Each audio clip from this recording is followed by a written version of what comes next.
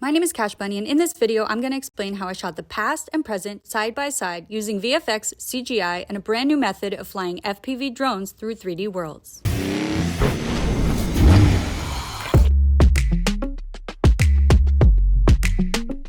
Over the summer, Porsche and Keko approached me to collaborate on a video.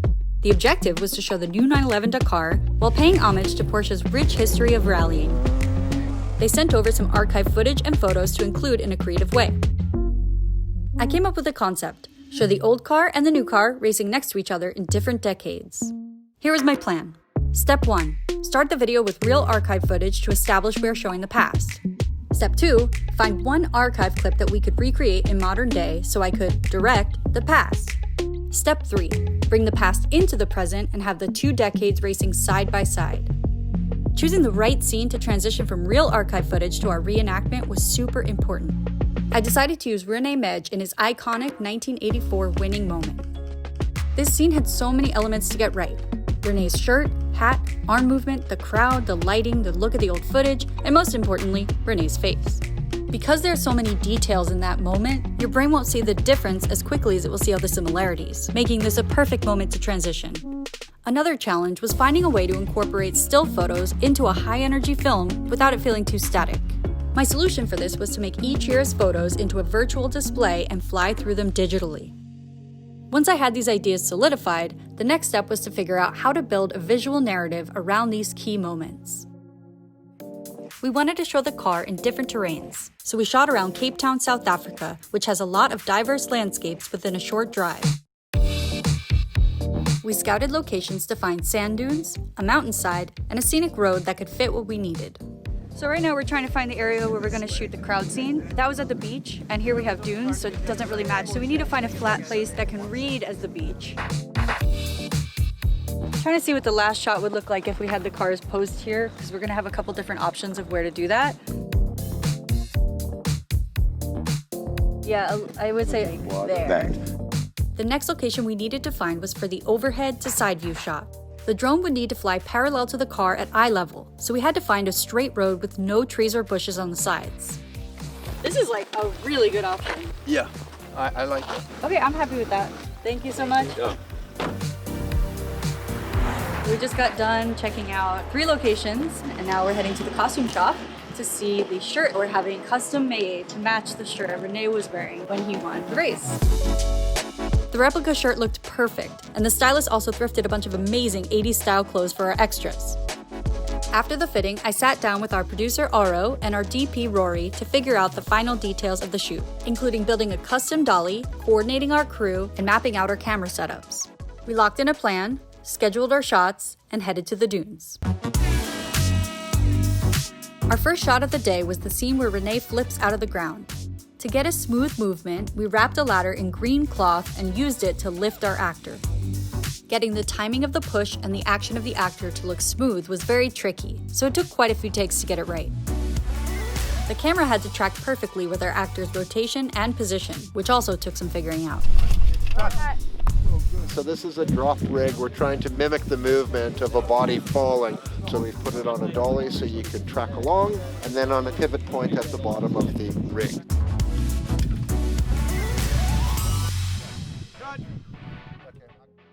Next, we had a small crew capture gimbal shots while the rest of the crew set up our crowd scene.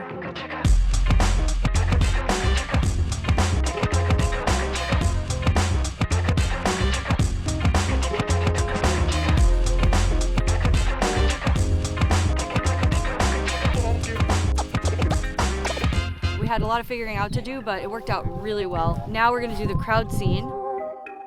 This was probably the most important shot in the entire video. It had to look like a second angle of Rene's actual winning moment, so we had to match every element of the archive footage as closely as possible.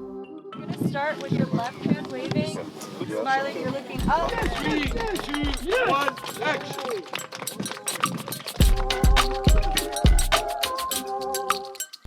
Yeah, you better.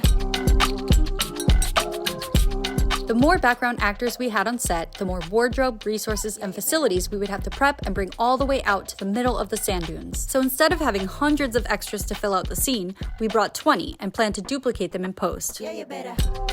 I staged most of our extras further from the camera than our actors, so I could easily add more people to the foreground in post.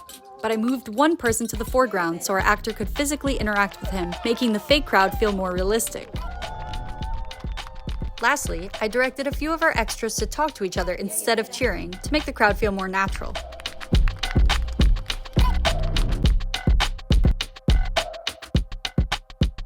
Yeah, you better.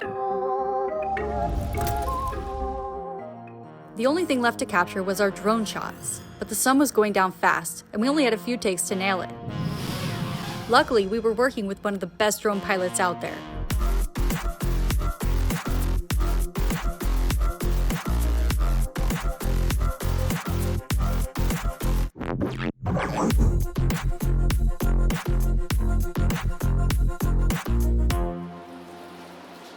So we're here at our second location. It was raining all morning, so we were a little bit worried about how that would affect the shoot, but the sun is now out and we have a beautiful rainbow.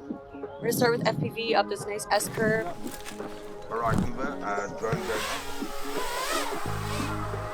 It's just turning around. As soon as that, you'll go straight into it. And the hero car's on the way back.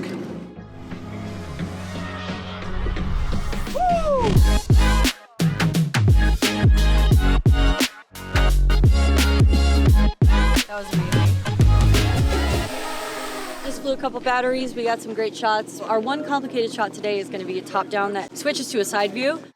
To get a clean orbit while driving, we needed the X and Y movements of the camera to be eased at different times while the Z movement stayed consistent. So we had our driver go about 10 miles per hour, allowing the drone to get a slow, precise movement.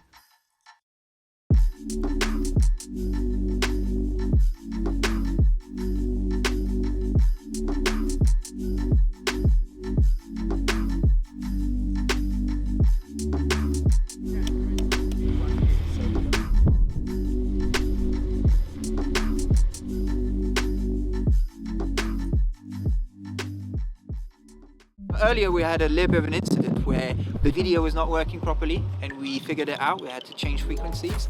The drone's completely manual. There's no fail-safe. If it goes wrong, it goes wrong. All right, ready? Yeah. Full speed. Full speed, full speed.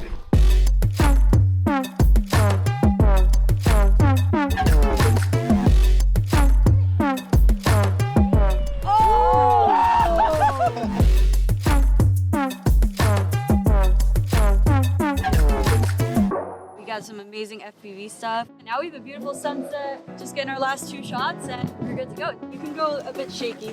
Yeah. Ready? Oh yeah, that was great. After weeks of concepting, planning, and shooting, we were finally wrapped, but we were only halfway done. Now, it was time to edit. Our final video was going to be jam-packed with over 20 VFX shots worked on by people all over the world using just about every different software. So we had to make a good game plan. Since a lot of our shots relied on CGI, step one was to make a realistic 3D model of the 953. So right here we have the original 953 that raced in the Dakar Rally in 1984. This is the car that Rene actually won with, right here. We're gonna take a few hundred photos all around the car, getting every possible angle so that we can use a combination of LiDAR scanning, photogrammetry, and 3D modeling to make a perfect model of the car. Tonkart used our photos and scans to build a 3D version of the car, then handed it off to Warm and Fuzzy for rigging. The first big CGI shot in the video was the 3D collage. This shot was inspired by the music video by Winston Hacking and Michael Ensbrenner, We Go Back, which combines photos and 3D scans to make one immersive digital collage. I wasn't sure exactly how our collage should be laid out, so I wanted to take my time and experiment, but I didn't know how to use any 3D software. So I asked Elliot from Warm and Fuzzy to give me a crash course in Cinema 4D so I could try different layouts myself. After a lot of experimentation, I decided to arrange it like an auto show, where each car model had its own display relevant to that year. We cut out real archive photos from each year and separated the layers to interact with 3D objects. Once I was happy with the layout, I added a 3D camera to fly through the scene. But manually keyframing it to look like real drone movements is very tedious, and a lot of times you still don't get a great result. So I packaged the project and sent it off to Paris for a new approach. This next step was one of my favorite parts of the whole process, so I'm going to give you a thorough look at how we used a brand new technology to capture our scene. I'm Luis, I'm a FPV pilot and a CGI artist, and I've mixed these two hobbies together to make the simulator Uncrashed. Louis was able to import our scenes from Maya and Cinema 4D into his simulator, meaning that Benoit could use his physical remote to fly a virtual camera through our 3D environments. This is the first time that Hollywood-level CGI and real-time racing simulators have been brought together, and we were so excited to start testing out all the possibilities. Okay, so here's the flight path that we had.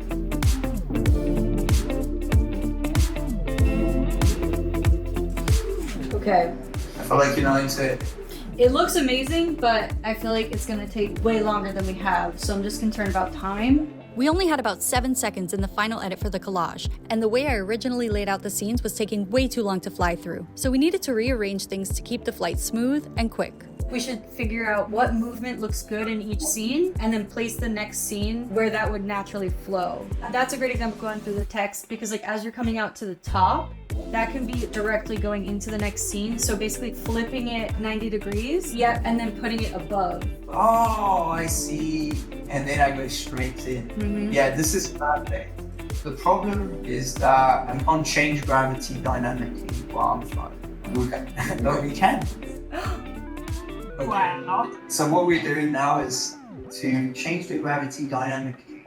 So when Louis presses a button, the gravity is going to change in the middle of one flight. The amazing thing about this technology is that we can do things that don't exist in real life. I can fly through things, I can fly through the floor. This is opening up a whole new world of possibility that we can experiment with. Change.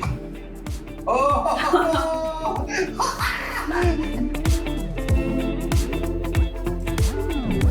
Once we got the perfect flight path, Louis exported an FBX and sent it back to Warm and Fuzzy so Elliot could add realistic lighting and textures with Redshift.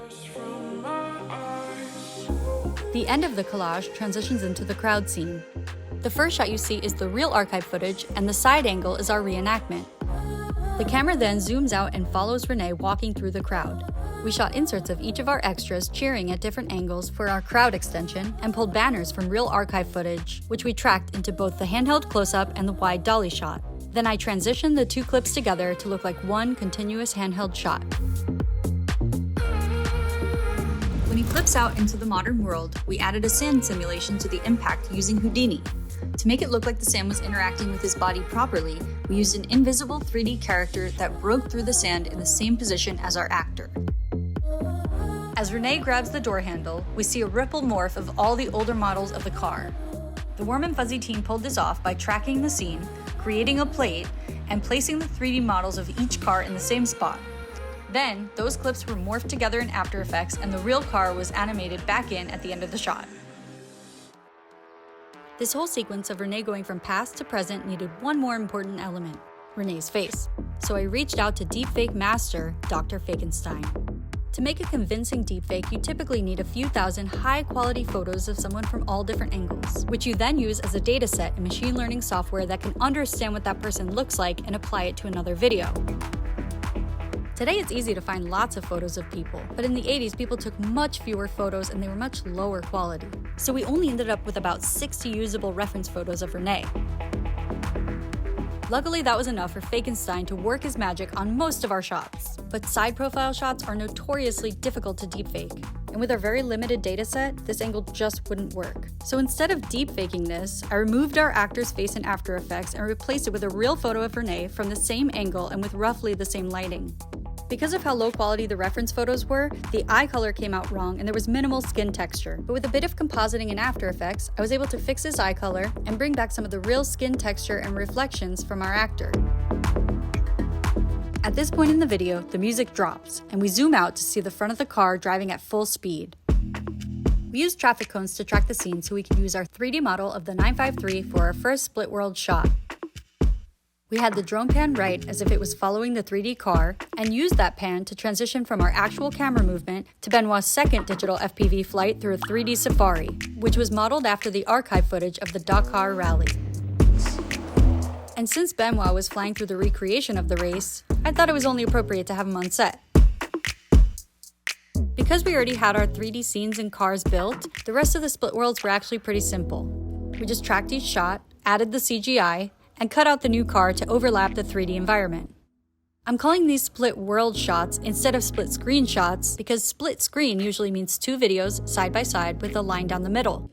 But we did a more dynamic version of that where the split is actually integrated into the footage, making it look like 2 worlds are stuck together at a specific point on the ground.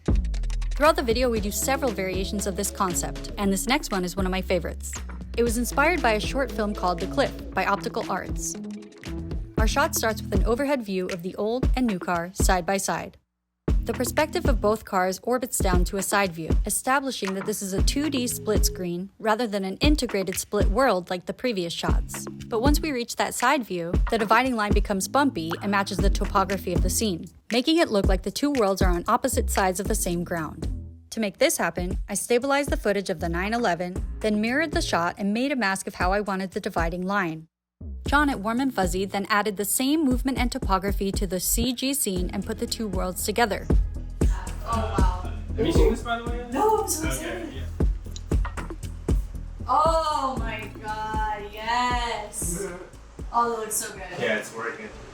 The last shot of the video starts with another play on 2D split screen versus 3D split world, this time starting with the split world and landing with the dividing line perfectly straight down the center of the frame, looking like a traditional split screen. The end of the shot plays with the viewer's expectation of split screens one final time, and it might be my favorite part of the entire edit. The new car drives to the right of the frame, and when it's about to cross over the dividing line, the entire scene becomes a fabric that the car rips through and emerges from as the old car, looping back to the beginning. This fabric effect was inspired by the legendary director Mike Diva in his collab with Will Smith. Elliot made this happen in Cinema 4D by projecting the scene onto a 3D fabric and having the old car tear through. The plane's gonna come on, it's gonna play the footage still, almost like it's projecting, so you can see the car move. Okay, yeah. The car's gonna push through here. Once all the effects were done, Nick and I recolored all the sand to look more golden and colored all the shots to look more cohesive and vibrant. And there you go, that's how it was done. Thank you so much to Porsche and Keko for bringing me onto this project and for giving me the creative freedom and support to make it happen. Flying across the waste, driving harder than Rothman's Porsche leads 200 kilometers per hour today's speed on top of the roof and on top of the world.